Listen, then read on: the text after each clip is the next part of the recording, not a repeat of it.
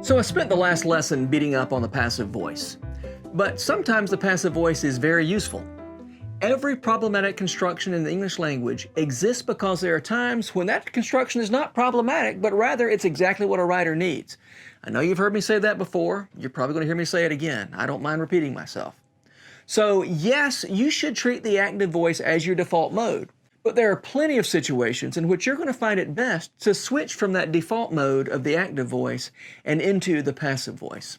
So here are a few of those situations. Here are a few reasons to use the passive voice.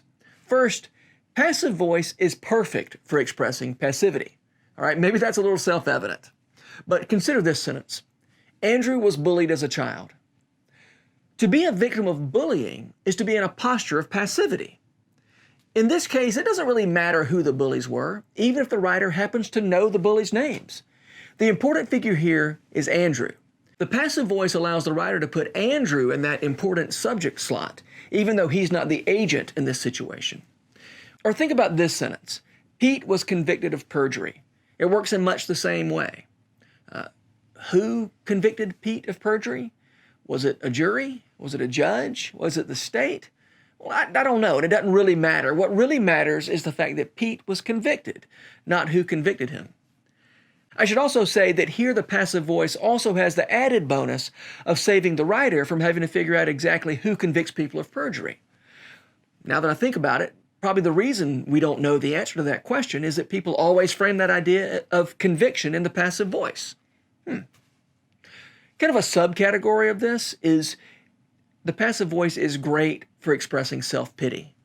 You may not know that old Linda Ronstadt song goes, I've been cheated, I've been mistreated, when will I be loved? All right, I've been cheated, I've been mistreated. It's a whole song about self-pity, so of course the whole thing's in passive voice.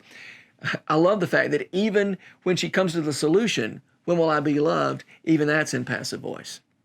All right, so when you are trying to express passivity or self-pity, the passive voice is pretty helpful.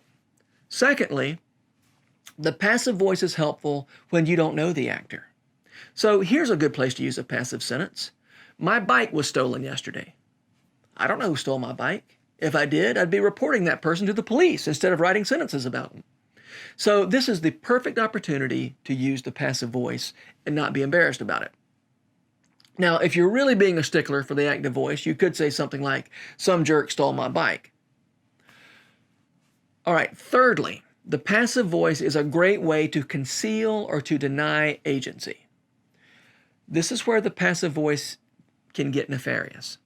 When I've broken a lamp, I can say the lamp was broken. That way I'm not lying. It's just the passive voice allows me to leave out one of the most important bits of information. I call this the mistakes were made use of the passive voice. And it's the refuge of obfuscators, politicians, deadbeats, self-pitiers, the passive aggressive. Okay? I wouldn't use it that way very much if I were you.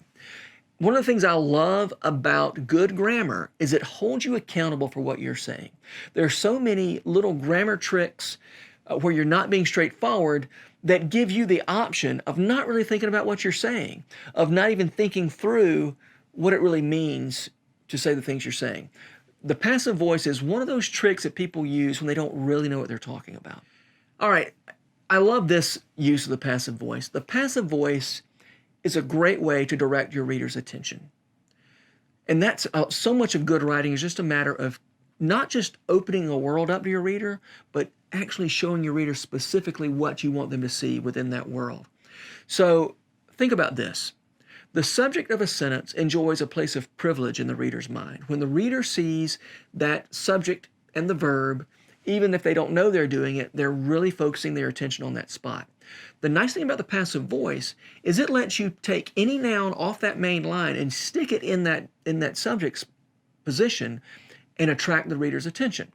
So we've already looked at that sentence about Andrew being bullied. Andrew was bullied as a child. In that sentence, Andrew, not the bullies, is the focus of the sentence. Think about these two sentences that describe the exact same action. The first of them is in the active voice, and the second is in the passive voice. Okay, here's the active sentence. An unusually large piano player ejected Clarence from the saloon. Here's the passive version. Clarence was ejected from the saloon by an unusually large piano player. All right, there's not a huge difference between those sentences, right? They describe the same action. But the first sentence asks you to give a little more attention to the piano player because the piano player is the subject. The piano player ejects Clarence from the saloon. The second sentence, the passive sentence, asks you to give a little more attention to Clarence. Clarence was ejected from the saloon by an unusually large piano player. You can feel the difference, can't you? You have the passive voice to thank for that slight change in emphasis. Now, this is just nuance, but the difference between good writing and great writing is mostly nuance.